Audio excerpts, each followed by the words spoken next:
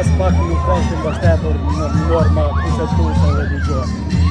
Sepse vendimin që e ka sjell Komuna e Tetovës e ka sjell edhe me padejtë, edhe ka bërë kërkesë për përgjigje në qeveri. Kjo do të thotë derisa qeveria nuk është përgjigjur, nën kuptohet se pajtohet në heshtë. A vlerësoni se partitë politike shqiptare të cilët kanë qenë deri më tani në pushtet, kushdo qoftë kanë një pjesë të fajit të tyre? Po. Tudi palet, edhe BDI-ja ka një pjesë të fajit, se është dashur të ndryshojë edhe ligjet konform ligjit për përdorimin e këtyre, por fajin më të madh e kanë pushtetarët e aktual. Të gjitha shkollat janë në emrin e Rrugës. Shumica e institucioneve tjera janë në gjuhën maqedone. Punkteve përtin mbeteve përtin tani janë shkruar shqiptare, edhe nuk është ajo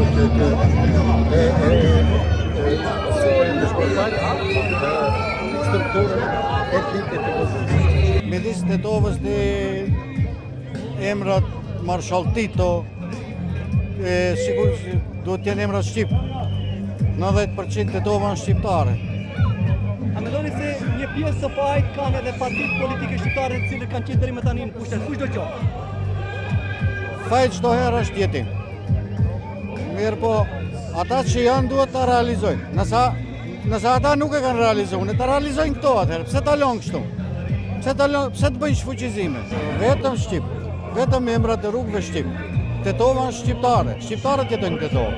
Shumica është shqiptare. A mundemi ne të shkojmë Strumic të vem në infrashtje, a mundim të shkojmë të vem Strumic? Vendimi i gjykatës kushtetuese është vendim politik është. A mendon se kanë faj të gjithë partitë politike shqiptare të cilët kanë qenë deri më tani në pushtet? Tani për tani e ka vleni. E ka. Mendoj se vleni është ajo që duhet ta ndale. Kur ishtë ndimje tjetër e ndali BDI-ja. Ç'ajo është?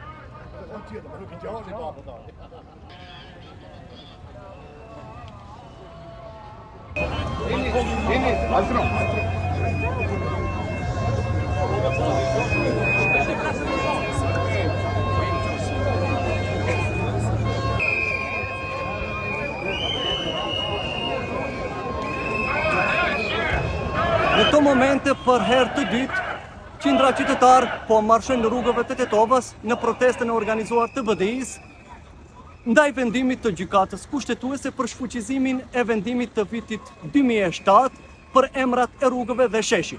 Andaj kanë bërë thirrje për reagim qytetar.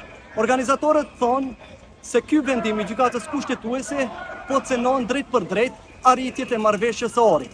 Qytetarët e pakënaqur po ashtu kanë reaguar si ndaj gjykatës kushtetuese, por edhe komunës. Kërkesa e tyre është rikthimi i emrave që do të respektojë të drejtën e tyre qytetarë.